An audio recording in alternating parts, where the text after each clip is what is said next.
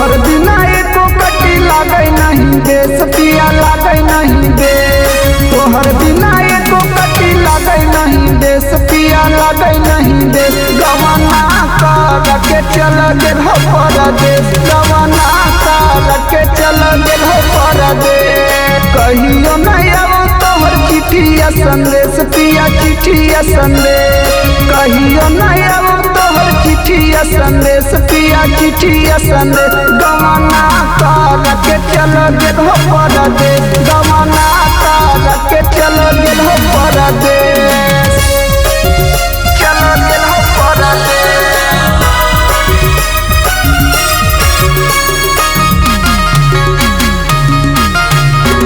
गवाना कर के चल गेल हो परदेश। सुना सुना लागई पिया घर अंगनावा, दिन रात देखियो हम तोहर सपनावा। सुना सुना लागई पिया घर अंगनावा, दिन रात देखियो हम तोहर सपनावा। रहो हर समय बगल के भेस पिया बगल के भेस।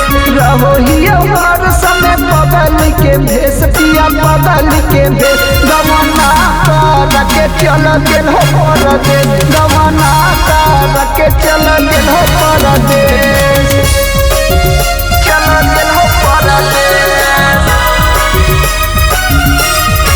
Mixed by Lokesh Nirala।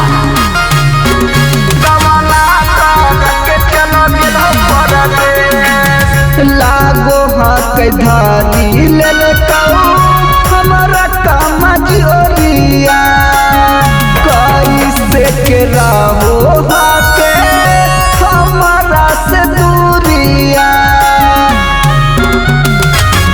लागो हाथ धारी ललकाई हमारा काम जोरिया, कैसे के राहो हाके हमारा से दूरिया।